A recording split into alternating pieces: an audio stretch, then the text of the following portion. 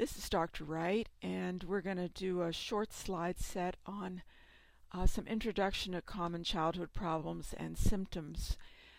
Some of this material is covered in other units that we have, but it's nice to have a little bit of an introduction to taking care of kids that are sick with kind of minor problems, because you see a lot of that in your pediatric rotation, and it's helpful to have a little bit of preparation for it before you go into it. And sometimes as we talk about the more serious things, the more minor things kind of get lost. So just a few slides here to help you as you might start into your pediatric rotation. Some general things about dealing with children who are ill.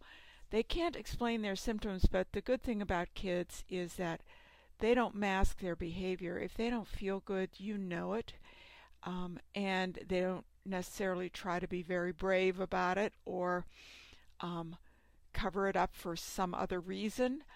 So generally you can tell when they're sick and when they're not sick. Children are normally very active, and if they're not, you should be worried about it.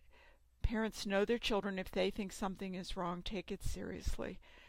Don't ignore what parents tell you, because they really do know their kids. And place a lot of emphasis on the assessment of the child's general demeanor. By that I mean, if they are laying on the table and they're quiet and they're a 2 or 3-year-old, something is wrong. They really are not feeling well. So you can tell a lot just by looking at them and talking to the parents about, you know, how do they think they seem at home, and how are they acting at home. General appearance.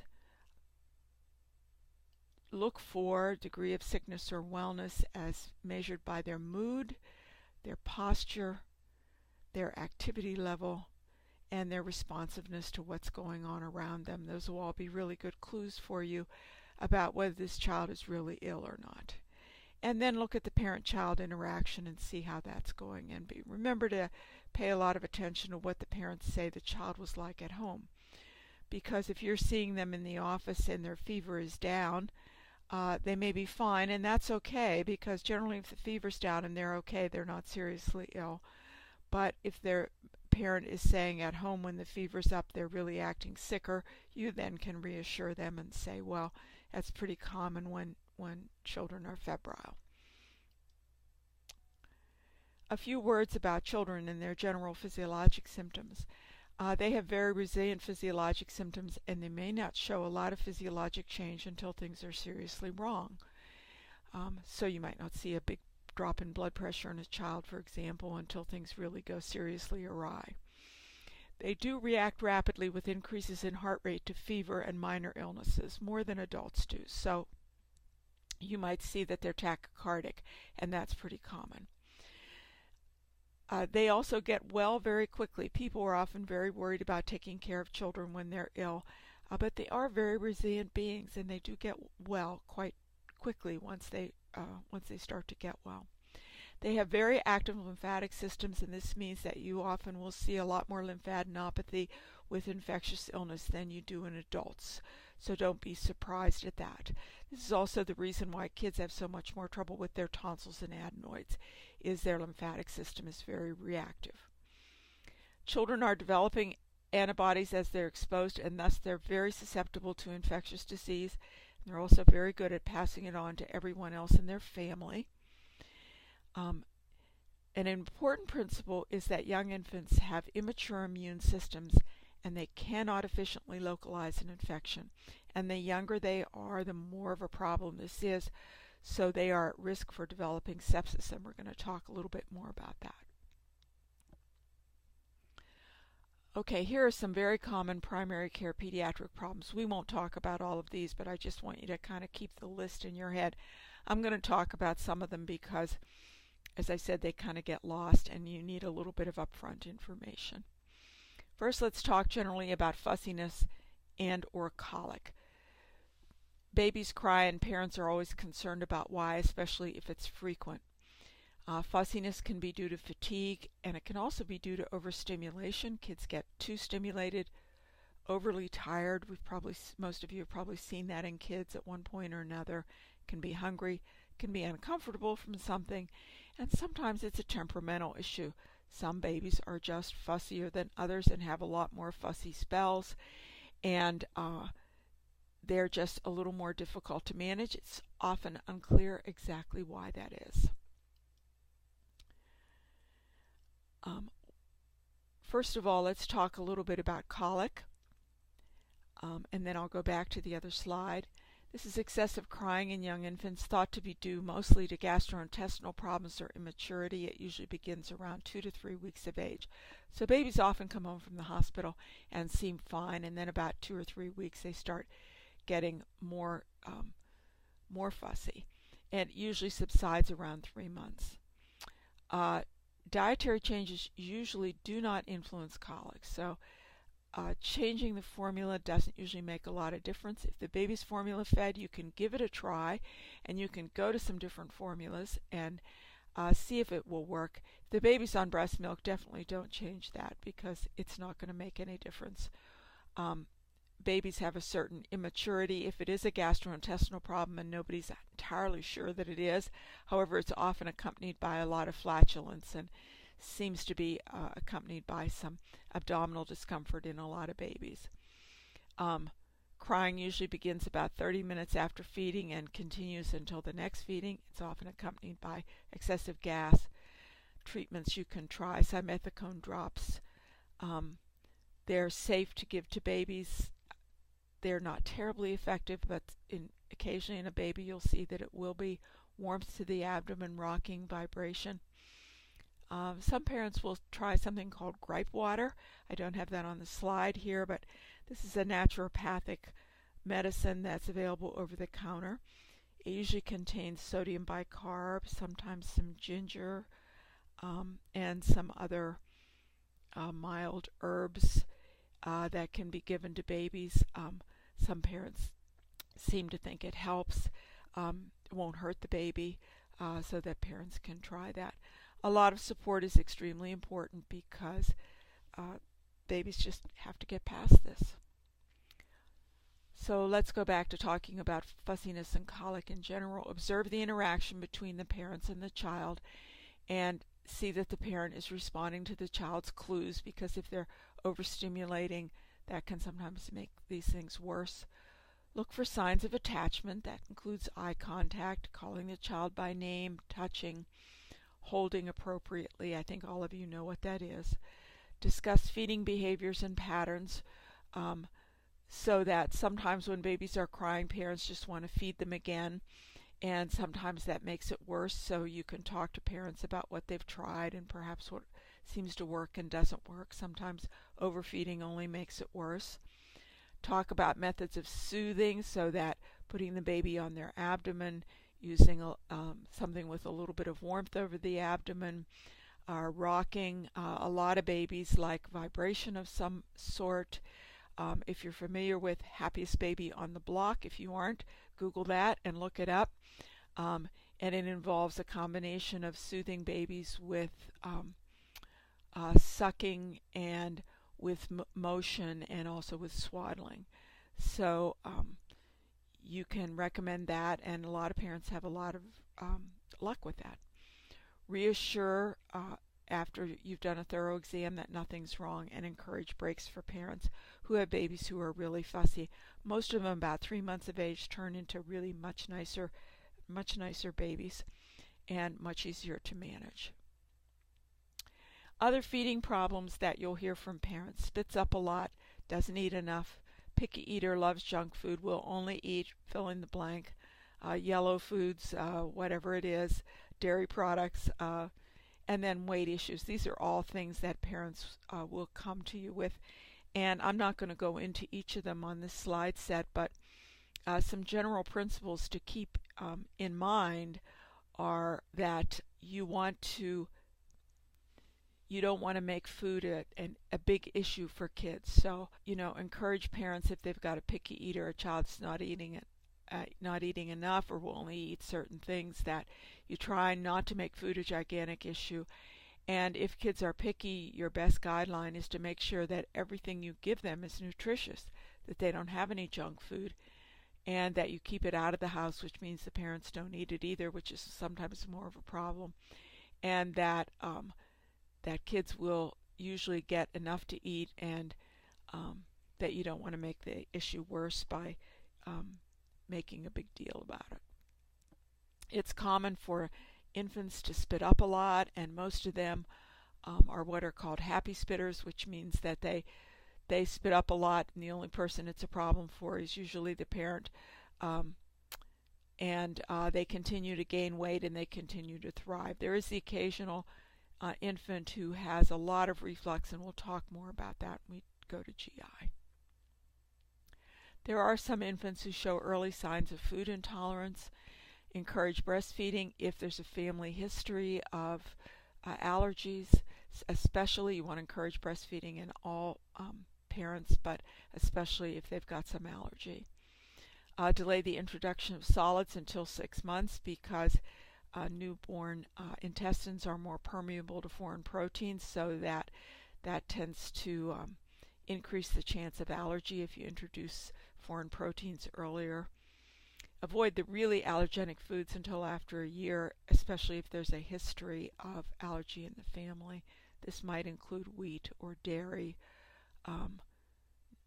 in families that have that history.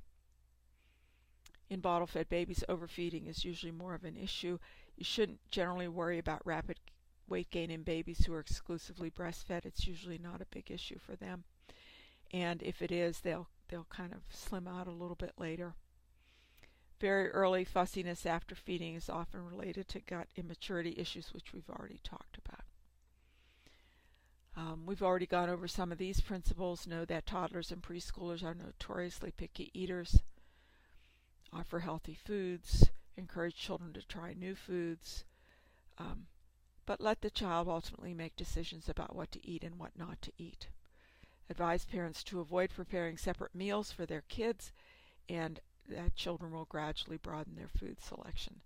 For some parents, if they're really worried about the child being a picky eater, a vitamin provides a lot of reassurance for them, and is kind of insurance in general about the vitamin situation, since fruits and vegetables are sometimes things that they have trouble getting kids to eat. Okay, let's go on to talk about fever. Fever is common in infants and children. They react with often higher fevers than adults will do to infectious illness, and they are also more susceptible to infectious illness. Remember that fever is a defense mechanism. A lot of pediatric folks these days sort of caution against overtreating fever because it is a defense mechanism. So how do you manage fever? Well, provide adequate hydration for sure, because your insensible loss is increased when you have a fever.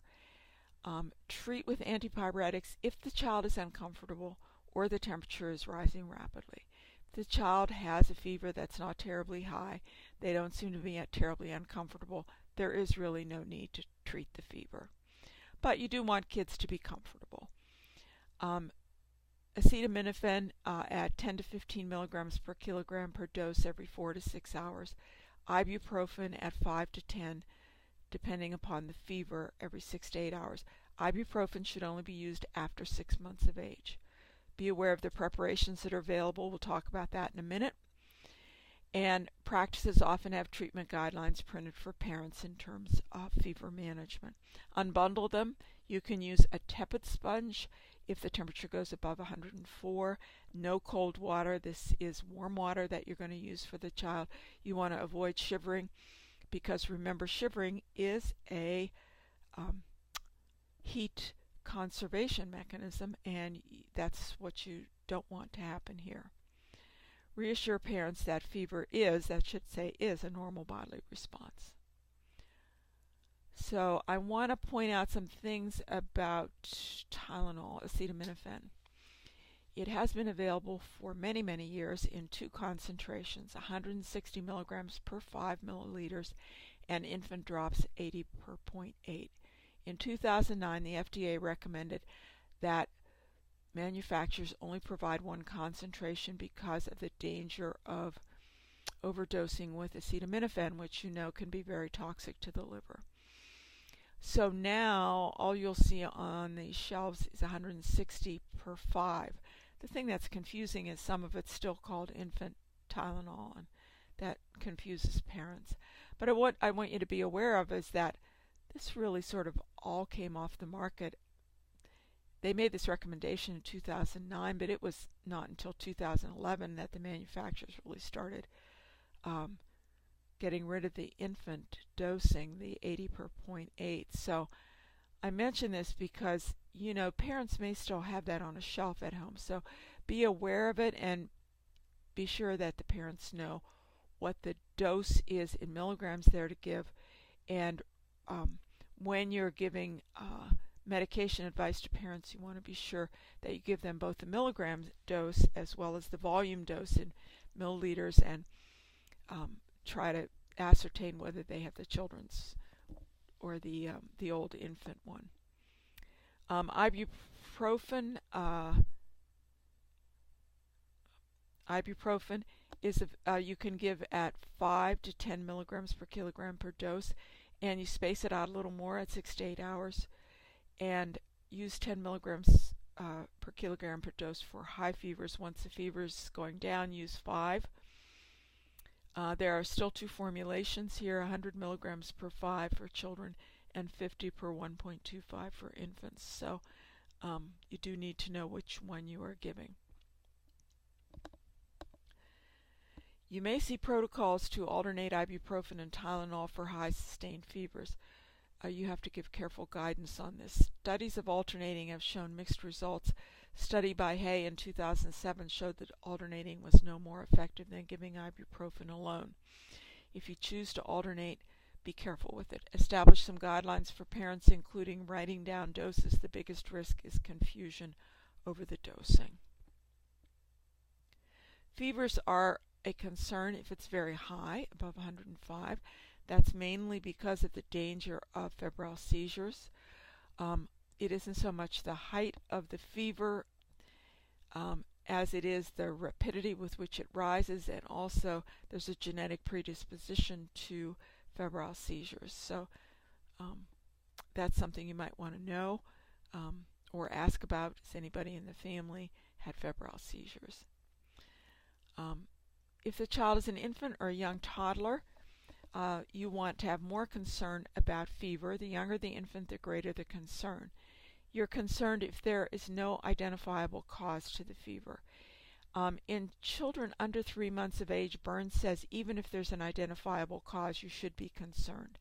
And the reason for this is what we said earlier, that young children don't isolate infection well, which means they are at greater danger for sepsis and or meningitis as a result of infection in another part of their body. So if the fever is sustained beyond about 3 days, there's reason to be concerned in any child, and the child looks and acts ill, or the parent describes the child as not behaving normally even when the fever is controlled. Those are all reasons to be concerned. Now, in terms of being concerned about when a young child might have sepsis, there are protocols for this.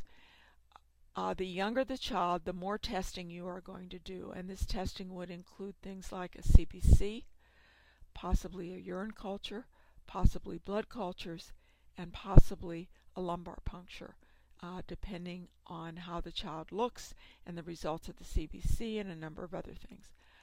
But the algorithm, I posted here an article in Family Physician that you can look up and read, and you might want to write down the link to it. It doesn't seem to be coming up here right now. The algorithm for Burns I placed in the unit for you to look at. It is in chapter 23 in Burns, which is the chapter on infectious disease. That is a really good general information chapter about infectious disease in children, and I would suggest that you read it in preparation for your Peds experience. Oh, here we go now.